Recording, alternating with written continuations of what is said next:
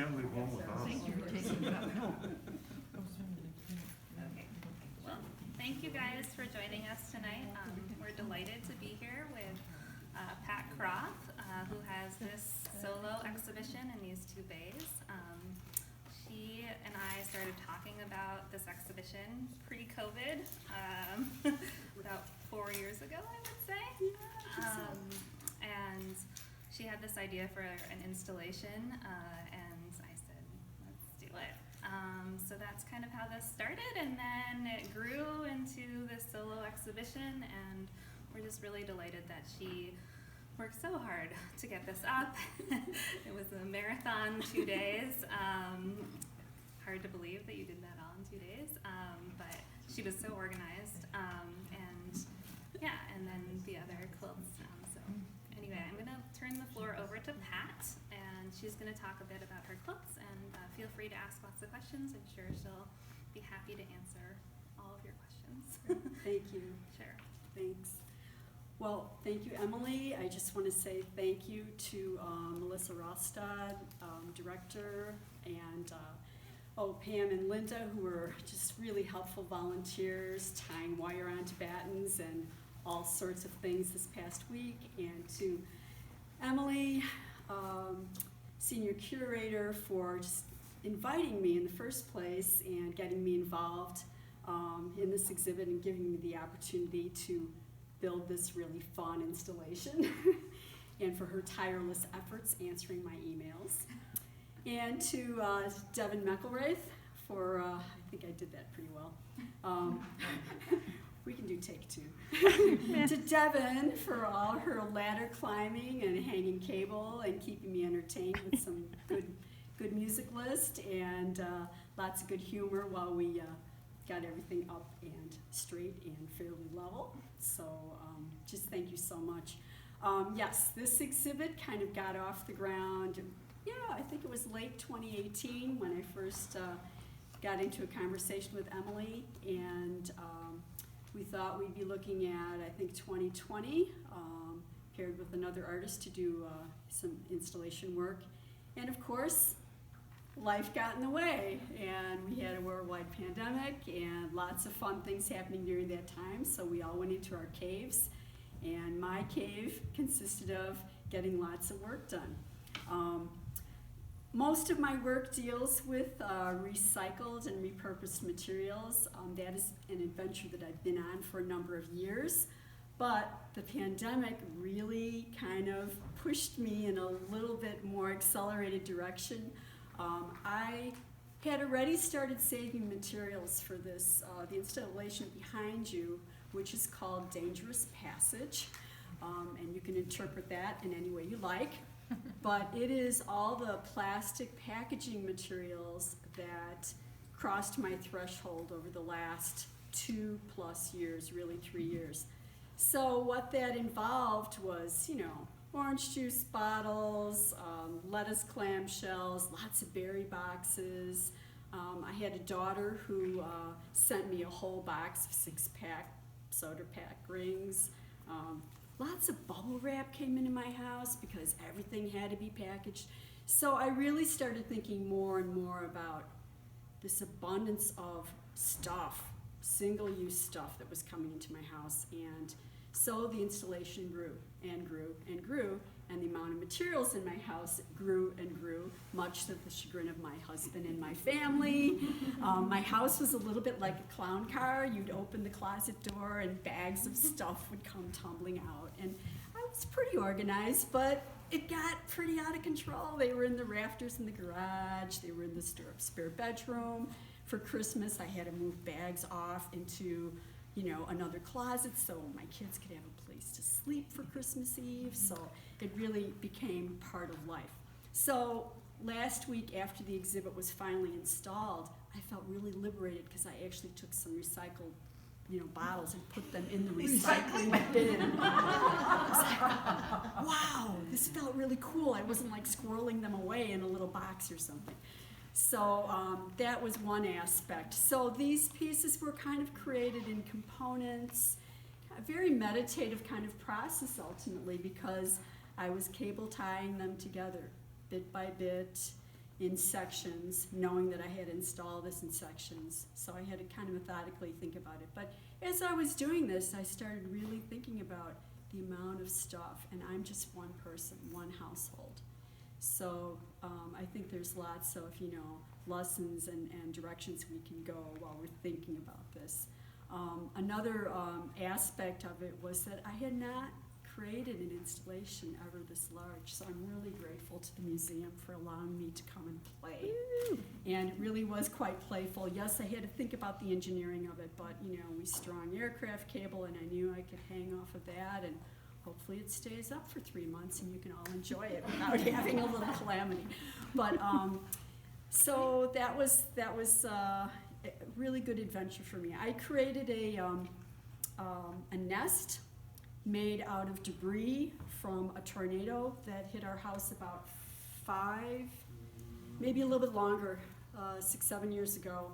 So while my neighbors were hauling things off to the burn pile and off to the dumpster, I knew that I was going to be doing a solo installation down at the Anderson Arts Center in Kenosha, and I was racking my brain what I was going to do.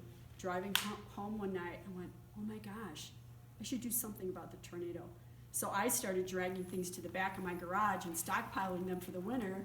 So I have barn board that blew up on our property, pieces of cars, all kinds of other just miscellaneous plastic and junk. So that all went into a nest that I built stick by stick in a circular fashion, just walking around.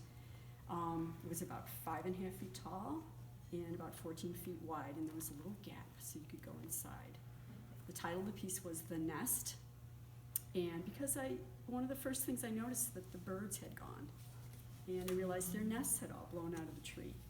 So it made me think of what is home and what makes you feel safe, your nest. So I interviewed my neighbors, so I had a little audio recording that was also part of that installation. So that was kind of my first venture. I also subsequently made another piece out of 80 pairs of jeans that I stuffed with new packages of socks, t-shirts, and underwear. I approached 2 homeless shelters in the southwestern Wisconsin area and asked them, what do you really need besides, millions of dollars in a new facility? They said, we need socks, t-shirts, and underwear. And I thought that was so profound, so I had some high school kids help me stuff these jeans, and then we kind of slip-stitched them together, and then I had a pile of legs, basically. So it took on an entirely different look once you had all of these bodies together. So it was very a very interesting process. So I think some more installation work might be in my future. I just really enjoyed doing this, and I enjoyed how piece changed once I actually installed it here. So you had a question. Yeah, so, well, I'm wondering how you packed and moved that, but I guess my other question, is this a one-time thing? Can you take this somewhere else and put it up, or what was your plan for this? Well, that's a really good question. I've got some pictures. Initially, my thoughts were this is going to be a one-time deal because I can't imagine bringing this all back to my house. And I think that there's probably some consensus here about that. However, now that I've seen it here, I'm kind of intrigued by the notion of how would it look somewhere else, and it would take on a different, because here we have a passage. So I have approached a few other places at this point, so we'll see what happens. Okay. But Plus, we wanted disco lights. Right, yeah, it'll have disco lights. Maybe it'll go into we'll have a nightclub event. So How did you get it here, all that? So I created each strand as roughly a 4 to 6 foot column, Okay. and then those went into bags. And I labeled them. I had them cable tied together and labeled. It was pretty neurotic, but I did it. And then I had them all kind of stockpiled around. And then I have a minivan. So 2 trips in my minivan packed to the gills Oh my. with stuff. So I have a picture of my van. Maybe I'll post that on Facebook so you can see the calamity of that. So that's how I transported them. They're very lightweight. So that wasn't an issue. If they had been heavy, that would have been an entirely different Yeah. thing. So it took some engineering to think about how can I do this. I mean, I was constantly like measuring, going back and forth with the measurements I took, and then coming back and measuring again so I could have enough stuff. Oh my goodness, did I have enough stuff? So, yeah, good question. Yeah. Could you tell us about your vest? Oh, sure. So, I actually had a piece in the Remnants exhibit last year, if you were here, called Plastic Fantastic. It was a triptych, about 10 by 10 feet, and it is bubble wrap, colored plastic bags, and sheeting, plastic sheeting, like drop cloths. And it's mostly recycled, it's all recycled colored plastic bags. I save them just because They I were can. colorful. I save all kinds of things. So it's layered and stitched. So this is created like I did that plastic quilt. And I've done several other plastic pieces that are stitched with bubble wrap, colored plastic bags, clear plastic bags, all kinds of stuff. So yeah, it's waterproof too. So Do you pretty iron exciting. it, fuse them? I've seen plastic things where they fuse them with the iron. I don't use any fusible web. No, I if mean, that's what you no mean. Yeah, heat, just yes, you can. I try to do a very minimal amount of that because I think breathing melting plastic is probably not the best thing in the world. So I work pretty freeform. I do a lot of pinning, and I have the scars Yeah. to prove it. So, and then I sew. So, and I work pretty playfully. So I'm going to talk a little bit more about some of my other work, and please just jump in with questions if you have them, or if they come up later, that's fine too. So I'm going to refer to that piece next. It's called, come on over, come on. So once again, these were plastic packaging materials that I've been stockpiling, and I have used plastic bags and candy wrappers in my work for a while. But this was all packaging material that came into my house once again during COVID.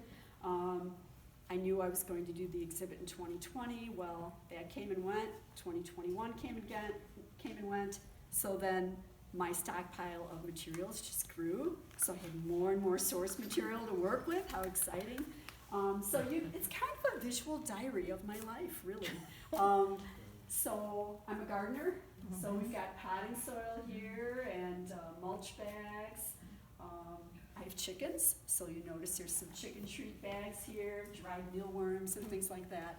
So I use the actual plastic. This is not plastic that's been copied to fabric or anything like that. In fact, there's no fabric in this piece at all. It's entirely plastic. There are, and there's plastic on the back as well. Should I show the back? Yes. Okay. So the back is, wow, I get to go through the gate. So the back of the piece is actually a large number of my bedding and mulching bags for my chickens. So almost the entire back of it is this or other clear plastics on the back. So it is layered and stitched. It is a quilt, ladies and gentlemen. So I basically pieced it together. When I first started quilting, I got very intrigued with crazy quilts. So in my mind's eye, this is the ultimate crazy quilt. Some of the bags that I saved here that are like for nuts or snacks, I've actually filled them with cast-off threads, or filled them with fiber fragments and then stitched them together and then stitched them into the piece. So as you're looking at this, on the bottom here, this French green beans is full of thread. Up here, there's a carrot bag, is full of thread. So enjoy that. Yeah, take a look at it. Yes? So do you start, or do you, I mean, you couldn't possibly plan, you want this one here and that one there, do you? Or do you just start and go? No, I work pretty improvisationally, Yeah. and because I knew this piece was going to grow, in fact, it may continue to grow. I haven't quite decided yet. It's called Global Coverage, the World Tarp. So, just the notion once again of look at how much stuff just one person, one household has accumulated during this time. And there's, plastic milk bags in here, vegetables, there's bread wrappers, there's toilet paper, there's all kinds of things that come into our households packed in plastic. So when I work on this, I work on a small section, and if you're familiar with crazy quilting, often you start on a base. Well, this I did not have a base, but I just kept adding pieces and making a section larger and larger. Then I would make another section, then I would sew them together. And then I did quilt the entire piece to the background piece. So I basically pieced 2 layers, then stitched them together. Sure. What kind of needle and thread do you use for that? You know what? I'm a pretty simple sewer, so I use a top stitch needle. And unfortunately, sewing through plastic dulls that needle pretty quickly, so I went through lots and lots of needles. And this piece I just sewed with cotton thread. Yeah, King Tut Superior cotton thread. So normally I sew with a whole variety of different threads, but I knew this piece needed to be held together without kind of perforating the plastic too badly. So yeah. So yeah, there were some engineering issues. My studio is very small. My studio is about half the space of where you're standing right there.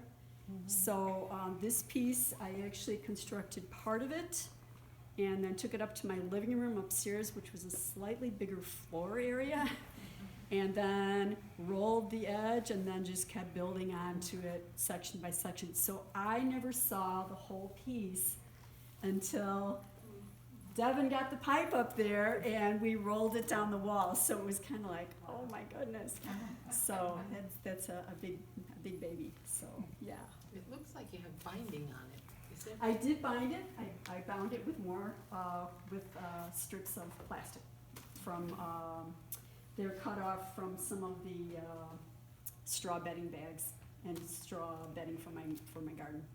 So, yep. And my initials are in the corner. If you look at all of my pieces, you'll see my initials. My initials are actually in plastic on this plastic piece. So, yeah, I try to be consistent in how I'm working. So, yeah. Any other questions? Can you tell us about the stamp? Kroth? Sure. You know what? I'm going to work around the wall here, and then Okay, we'll great. go around. Great. So the piece on the wall over here is called Hand in Hand. It is actual real gloves. Many of them are knit gloves. They were gifted to me. Some of them were found. Some of them were mailed to me. But I put out a call asking for gloves, that I was going to build this installation. All the gloves are going to get donated to a couple of homeless shelters in southwestern Wisconsin. And once the exhibit is done, I stiffened them. So they've all been stiffened, so they have a little body. And then I hand tacked them together with blue and gold yarn. So once again, a very meditative process. If any of you are sewers, I think that whether you machine sew, embroider, do quilting, tapestry, whatever you do, you spend a lot of contemplative time doing your work. And you know, that may, you know, whether you're listening to audiobooks or music or whatever, you're still spending this time, sometimes doing a very methodical process, which naturally leads your brain down the road to just kind of ruminating and meditating about your work, your life, your kids, whatever. Is that put up in rows, like a row and a row? So I basically put these up on the wall. They're just kind of casually tacked with nails and draped over as if you were just going to drape up your clothesline. I initially had this design to use masks because it was during the pandemic, and I thought, no, I don't think so. Especially not recycled masks. That's not going to work. So then I was thinking about gloves, vinyl gloves, rubber gloves, and I thought, I don't think I want to do that either. I wanted to have a life beyond, so that's when I approached people and asked them if they wanted to donate gloves. So yes, they're stitched together, and then I just created strings of them, and then when I got here, started tacking them on the wall, and then just building it. So I had other visions, you know, like maybe I would string this in a three-dimensional space. So once again, installations kind of evolve once you enter a space, or as the engineering part of it progresses, you find out different things. So yeah, they're fun, they're playful, and my meditation was basically about all the people, all of us who have reached out, helped each other, gotten through, made do, hospital workers, essential workers, everybody during this pandemic that has really helped us be here and helped us help our families or whatever needed to be done. People stepped up and they did it. So, I had yeah. one immediate question. Sure. I went, I wonder if she's going to pair them up to give them out. And then I thought, that would be a great thing to take down, take apart, and give to like a first grade or a kindergarten teacher and get her kids to sort. Exactly. That's awesome. Yeah, that is actually one of my intents, because I've got 4 grandkids, and I thought, well, let's see, I could have them do this. And then I thought, no, I need to get this into a school or someplace, because sorting and matching is like a really great skill. Plus, oh my gosh, then I don't have to do it. So let's talk about some work over here. Any more questions about hand in hand or gloves? Or I had some mittens too, but they Those have to be washed, or? yes, I will wash them. So I'm going to have a laundromat party. Yeah. Wash them because they are literally stiff. Yeah. So and I used a combination of a stiffening, fabric stiffening agent, and or glue. So they're all washable. So Elmer's glue is great stuff. So cool. So this is Gypsy Rhythm. Context over here on the wall, brightly colored piece, and then Garden Stampede. I'm going to kind of talk about this body of work and working blues over here. This is a series of works that I refer to as the Fragment series, and I've been involved in this series for a bit. And what it involves is using fragments of fiber or even smaller bits of fiber, collaging them on a base, and then adding other things on top of it. So it's a multi-step process. So these are all individually placed pieces of fabric. I create this like a mosaic. On this white piece, it may not be evident, but they're all different types of fabrics in here. Some of them are this big, some are slightly larger. So if you look at context over here, the primary piece, those are all individual pieces, and you can see them tessellating on the surface. And I don't measure things out in advance. I basically cut with a pair of scissors or a rotary cutter, and I just start building it literally like a mosaic, piece by piece.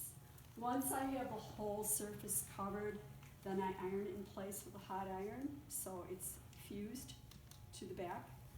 And then I work on these on the floor, especially the larger pieces, and I literally will start laying salvages, cut off pieces from other projects, hand-dyed fabrics, buttons, paper clips, pieces of vegetable bags. This also includes clothing that I've cut up, so nothing is really off limits. And I got started in this series because, as I mentioned before, I was a crazy quilter for a bit. I did crazy quilted jackets and vests, and never did crazy quilts, but I did garments. And I got to a point where I was wondering, what is too small? And I realized nothing is too small. So basically, just about anything can go into my work. Nothing is really off limits. So if you look closely over here at these pieces, you'll see that, I cut up some shirts and fabric that had letters on them. I incorporated that into this piece. I love working with color, whether it's hand-dyed or commercial fabrics. I do a lot of my own hand dyeing. So I just wanted a really bright and playful piece. So that's where this piece came into play.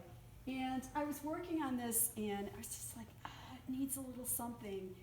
And I have 4 kids, and at the time I think I still had 1 or 2 kids at home. And you go to the back of the van, and it's like a depot back there. There were candy wrappers all over the place. One year after Halloween, behind the couch, there was a trough of candy wrappers, and the kids were like, oh, I don't know. So for some reason, I put those wrappers in a bag and tossed them in my studio. Well, as I was looking at this piece on the floor, I went, I know what this piece needs, and I started putting candy wrappers on the surface. I covered the whole surface with the netting and then started stitching. So just another playful element in the piece, just kind of just resonated with me. So the piece over here, Garden Stampede, I had been working on a series of gardens. One garden was made with all candy wrappers, all the flowers were candy wrappers. Another piece, all the flowers and the background was all made out of maps. And I decided to make a garden out of stamps. So the stamps, I have a habit of tearing stamps off of envelopes and just throwing them in a little box in my studio. So those came into play. I found out my dad did the same thing. We were cleaning up his house after he had passed away, and he had photo albums, stamp albums, where the stamps were all, in there and labeled and neatly arranged. But then in the closet was a box full of stamps ripped off of envelopes. So this is a conglomeration of his stamps and mine, hand-dyed fabrics, layered with various stamps. Vince Lombardi's in here, there's cats, there's all kinds of fun things, so look closely. And then I layered and stitched. And I actually used the real stamps, it's not fabric, it's not stamps printed on fabric. And then I stitched the surface. So, all right, behind my dear brother over there is Working Blues. And you can stay, you're fine. Working Blues, once again, I put a call out. I like to reach out to friends and family to, help me out with artwork. So I asked for work shirts, and that could be anything from button-down office shirts to denim chambray work shirts. There's also pockets from jeans in here, button plackets, cuffs, and I created this piece. For the first time in his life, my husband had been laid off from work, and I think I just started ruminating about that, and I had such a great response of all these materials. It just made me think of, anybody who's been through hardship or hard times or just struggles, and there are lots of people right now. And I created this piece. It's called The Working Blues. And once again, all those materials on the surface, sometimes harder to sew through denim, so I just kind of take my time. And buttons from all the work shirts are also part of this piece as well. So that's The Working Blues. Cool. So did you machine quilt this one? Yeah, all my work is machine stitched. I actually started off, initially I learned to hand piece and hand quilt. And I started back in the day when you had to cut templates and add a 1/4-inch seam allowance. So I was actually doing all of that by hand. I actually didn't own a sewing machine when I first got started doing quilting. I started as an art major in Chicago, doing large abstract paintings in college, and ended up changing my career path. I think I was a sophomore in college and thinking, oh my gosh, what am I gonna do? And I was on the gymnastics team. I think I need a real job. So I switched majors. I became a PE major, graduated with a degree in teaching, and ended up coaching gymnastics for over 15 years, close to 20 years, and making art by night. And a friend invited me to take a quilting class. I fell in love with working with fiber. Didn't have a sewing machine, didn't know how to sew, and kind of, took workshops and gradually started getting involved in my own body of work. So, yeah. Do you use a domestic machine or a long Yes, arm? I have a regular domestic machine, a Genome, and we are good friends. Very good friends. I often listen to jazz or gypsy swing music while I work, hence that's the title of that piece, Gypsy Swing, gypsy rhythm. So I'm going to talk just a little bit around the corner here, and please, if you have any questions, just butt in, jump in. The piece up here is called Garden Confection, because it is all candy wrappers. The flowers are all candy wrappers, and a combination of hand-dyed fabrics and commercial fabrics as well. Once again, I've created the surface by just creating a mosaic of tiny pieces of fabric and collaging them on the surface first. So I created that whole background of just blue and green fabrics, knowing that I was going to have my garden growing on top of that. So there's pixie sticks in here, there's Laffy Taffy, there's gum wrappers, lots of rickrack. I have a huge stash of buttons. People actually will mail me candy wrappers. So it's pretty interesting. My daughter has game night in Chicago every now and then, board game night, pre-COVID. So admission to game night sometimes would be a bag of candy, Starburst. So that's what I get in the mail. So I am stockpiling chocolate right now, chocolate wrappers. So someday I will create the ultimate dark chocolate piece. Right now, but so Skittles, Starburst, not so much, but dark chocolate, yes. So, and once again, machine stitched, and because I have just a domestic machine, I'm just gradually kind of rolling that piece and working it through the machine as I go. And I work pretty freeform. I do not mark my pieces in advance. I will spend a lot of time, once I have a piece that's composed and ready to go, I will put it on the design wall, or I'll have it on the floor or on my work table. If it's on the floor or on my work table, I can't really pick it up and move it till it's stitched. I pin it heavily, so I climb up on a little ladder or stool and look down so that I can see what's going on and what's developing. Tweak pieces here and there before I fuse everything down, and then I'm ready to stitch. As I mentioned, I listen to lots of different music while I work, and that will often inform my work. So right now I'm working on a series of pieces called improvisational series. I just had a piece return from Art Quilt Elements, and a piece that was out in Art Quilt Visions out in San Diego that are part of that series. So that's an ongoing open series that's really influenced by listening to a lot of jazz music, and I freeform that work very intentionally. I just let music play, I tear or cut fabric, and allow the color to speak in those works. What So- are you fusing with? Are you actually using like a heat and bond, or are you using glue, or? I'm using a fusible heat bonded stabilizer, so generally Wonder Under or Heat and Bond or yeah. one of Okay, those. so you put that on your fabric, then you cut it up.